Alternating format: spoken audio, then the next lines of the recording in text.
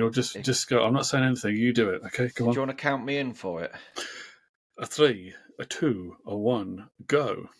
Welcome, welcome, welcome, massive music-loving maestros. How are we all today? How did that go, Phil? It was great, Ben. Yeah, brilliant. Anyway, yeah, you can do all of it from now on. Cool. Anyway, everybody, welcome to Full Record Jacket with me, Phil, and him, Ben. No, with me, Ben, and him, Phil. Did you actually do that by accident? I thought you'd done it I thought you'd done it on purpose. No. Obviously, my first time doing the intro went seamlessly well. I can't even speak, Philster. But anyway, you join us as we're discussing not what I have bought this week, because I am not allowed to buy anything, but more. What has Philster been buying? Philster, what have you been buying? Well, what have I been buying, Ben? Well, What have you been buying? And you know I don't buy an awful lot now, physically, but I have been buying hair something. products or anything like that? No, exactly. I save a lot of money on those things. Now, I might get you to guess. This is the back of it. Can you guess what that is? Is it your Girls Aloud box set? It's not my Girls Aloud box set. Oh. Betty Boo? It is boxy.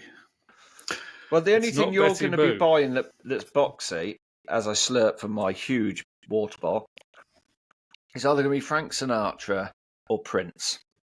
Well, you do say that, but I've already got. This is not what I bought this week. I've already got. There's Sinatra in Vegas. Yeah. He's in the ground now. And I have got about 3 more boxes of Sinatra, but let's not go into that because our viewers may not dig that kind of thing. Well, at some point we'll subject them to it. But what is this? This is Prince, and this is the Diamonds and Pearls Super Duper Deluxe edition. Super Duper Deluxe. Now the thing about Prince is, Phil's in love with him. Well, yeah. Well, I got into Prince in the very sort of late 80s, early 90s, and I got into him partly because I wanted to know what the fuss was about. I guess, of course, I'd been aware of Prince since Purple Rain, you know. Yeah. But I was quite young then, and I was far too young and naive and to be into, anything weird like that. So I didn't really pay that much attention to him at the time. I thought it was all a bit too weird for me. And then I kind of heard, obviously, through the 80s, more of his hits. Oh, there's Sign of the Times. But I didn't get deeply into him. But I suppose because he was quite weird. And you got deeply into Prince. Yeah, there was a weirdness. He was only 5 feet tall. You can't... But anyway...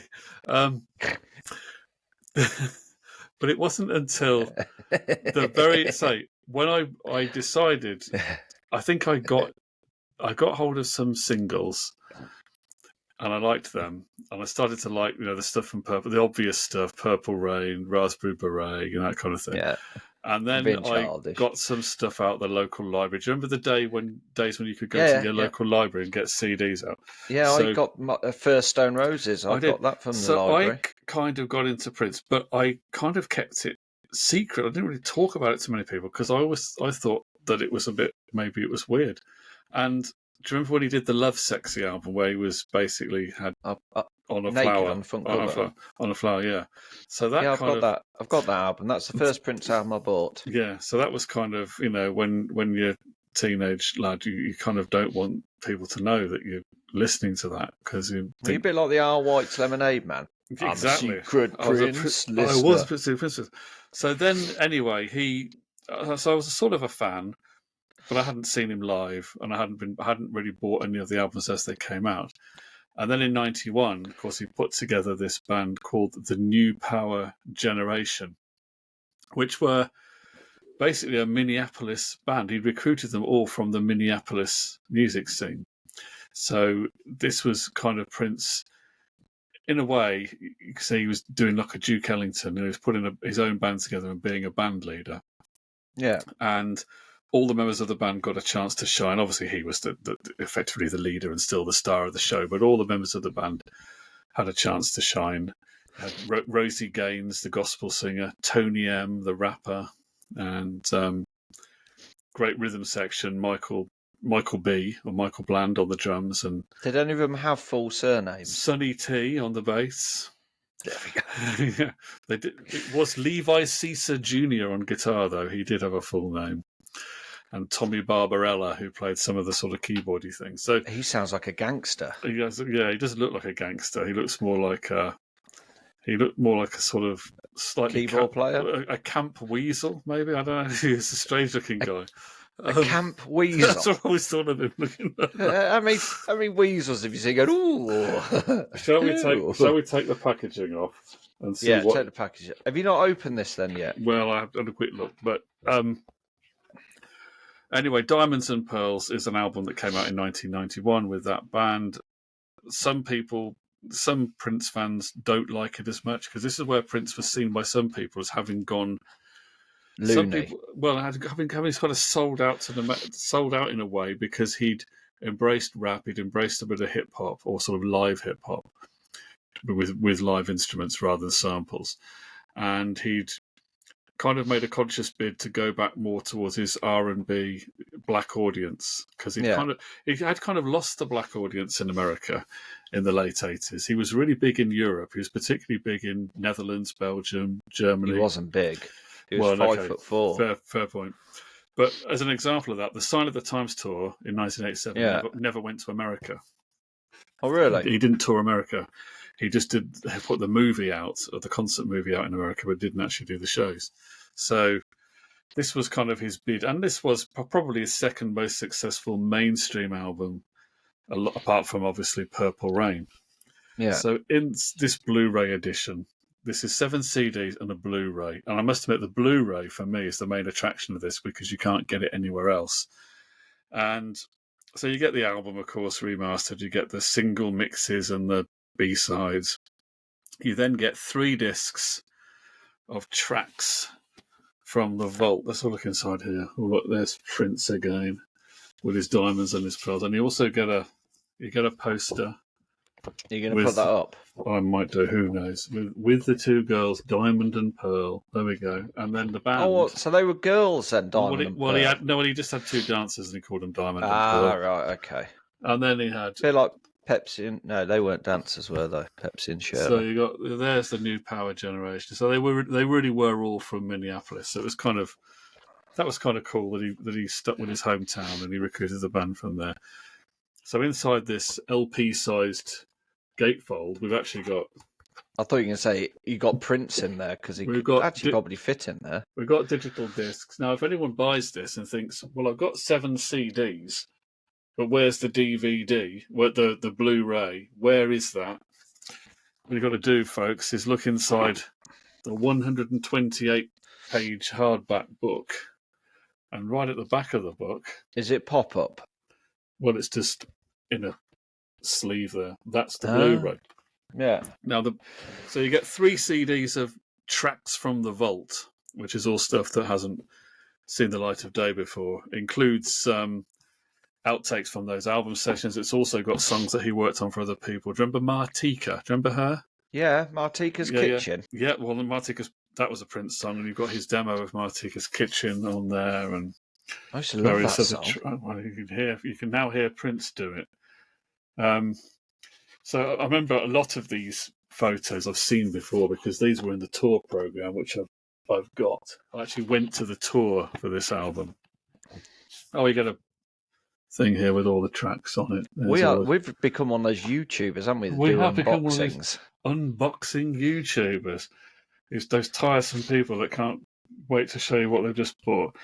What tat they've just picked up. Yeah, so there's a whole load of information here about all the songs and have you? Oh, obviously you've only just opened it, so you haven't even read any of it yet. No, I know that there's also. I think they've got handwritten examples of Prince's lyrics and stuff like that, and a number of essays in here. But for me, I say the real draw. You can see how he wrote his lyrics. I mean, I don't know. With a pen or with a quill?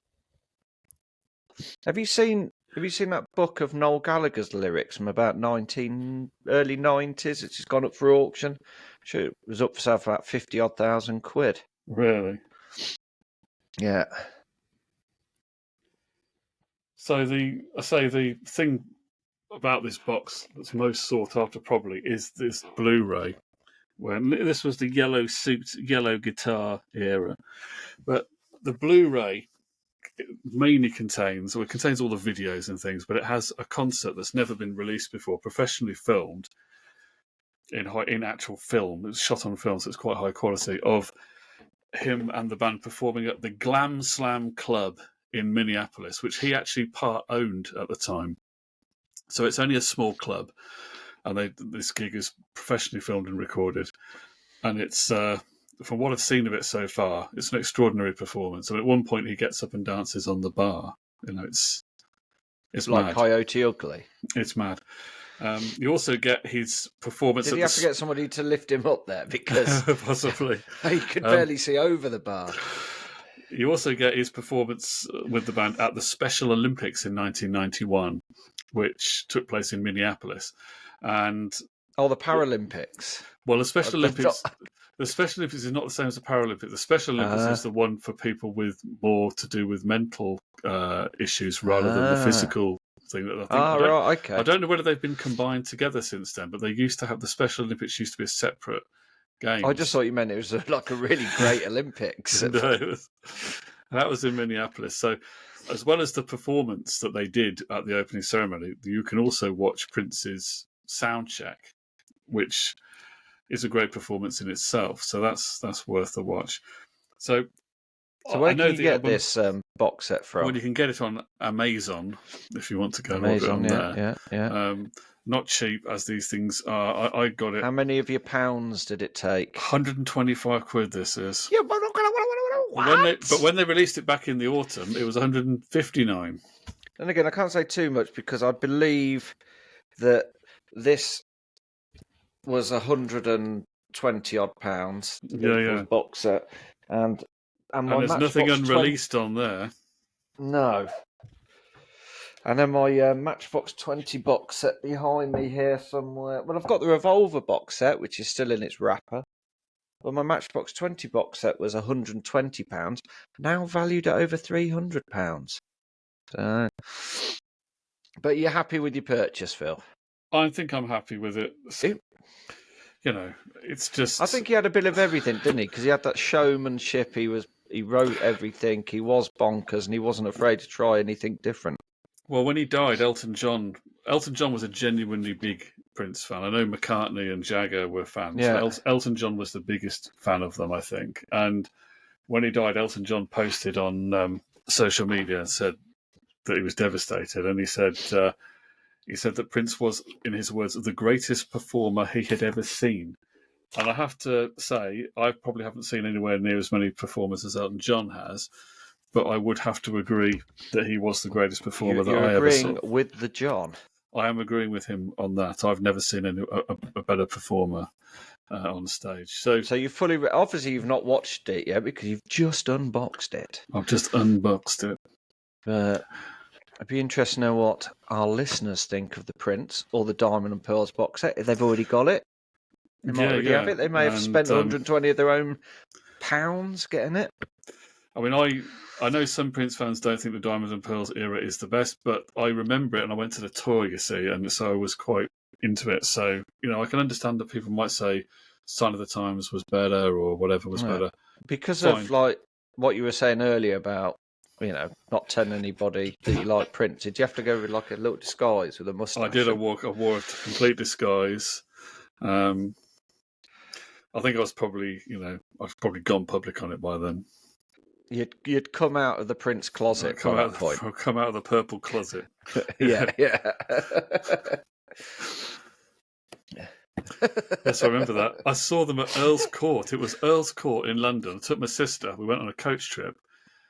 And I remember that before the show started, because in the sleeve notes of the Diamonds and Pearls album, or CD as most people had at the time, there was Prince put wacky things in his albums, and it said there was like this little verse, and it said at the end of it, "Don't come to the concert tonight" or something. It said that in the CD booklet.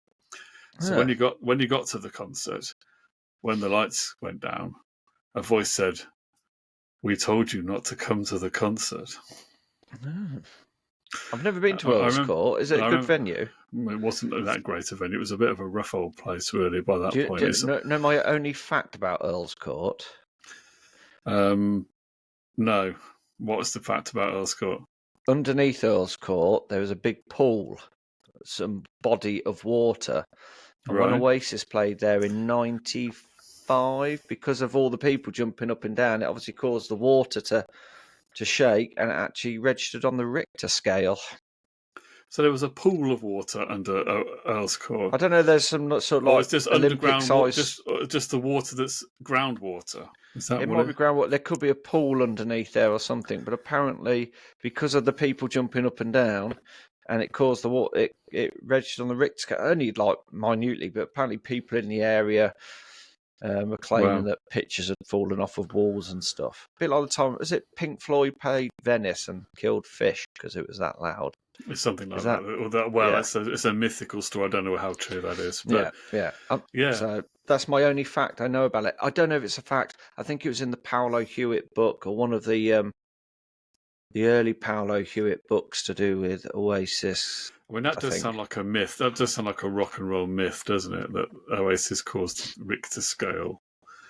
I will look into that. I will feed back. In fact, shall I do it now? Go on. Hold on then. You pad for time with I'll pad knowledge. For time while Ben looks. Well, Earl's Court no longer exists, of course. It was knocked down. Oh, really? Yeah, it doesn't exist anymore. Can't remember. It was a few years ago.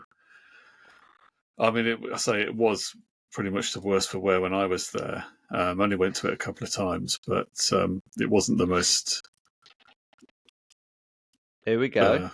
Earl's Court had the luxury of a 60-metre by 30-metre giant swimming pool. Okay. There we go. And that was underground. It must have been. Yeah, and I'm going to type into it, did Oasis cause an earthquake?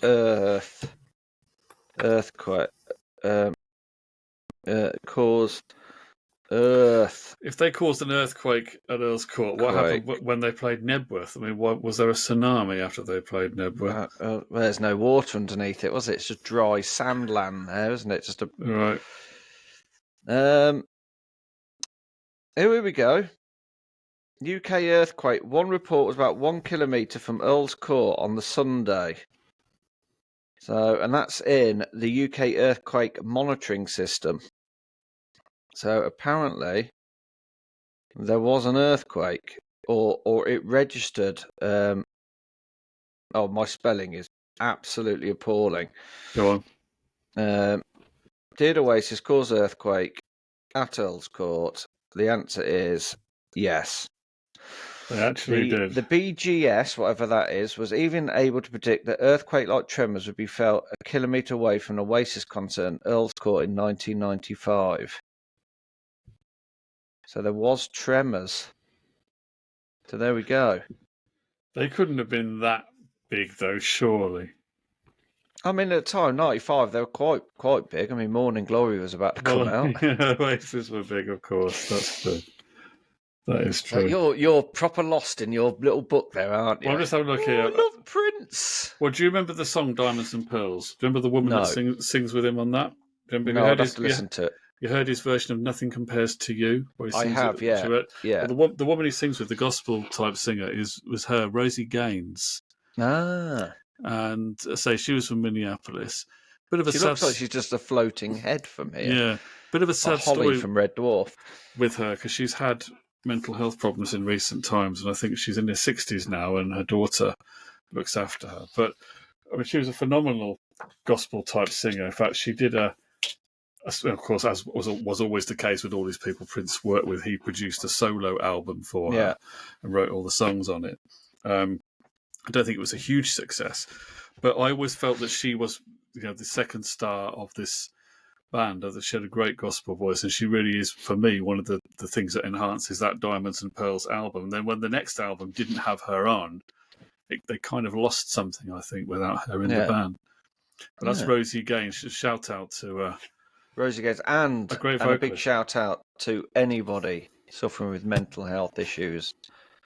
Please, if you are, reach out and talk to someone. You're not actually being sarcastic there, are you? I'm not. No, because actually as you being well sincere for a moment. know, I have, because I have suffered for a very long time with mental health issues, and I think that You've hung around with me far too much, really. I have done indeed. I have done indeed. To anybody who's struggling out there, me and Phil are always here if you need to talk to somebody. It is important. It is important that you shouldn't keep things secret, including the fact that you like Prince. No, exactly. Don't keep that secret, and don't keep anything else secret as well. Tell people about it. Yeah. It is most important. Well, so we've gone from Prince to Earl's Court to Oasis causing an earthquake to you being serious for once. Where are we going to go from this now? Who knows? Maybe to the end of the show? We have reached the end of the show. Thing is, though, Ben, you did the intro, so now you've got to do the... Oh, have I got to do the outro? The outro. Right. Normally it's like, so listeners, what do you think about Prince, isn't it? That sort of thing. That kind of thing. Right. Are you going to count me in for this? Go. So listeners, what do you think about Prince and the Diamond and Pearls box set? Was Phil right in spending all that money on a box set when he could have spent it on me? Put your ideas, comments down below here. We do read them all because we only get one or two, don't we? And don't forget, like and subscribe. And we'll catch you on the next show, whenever that will be. Until next time, be good. Peace. Out.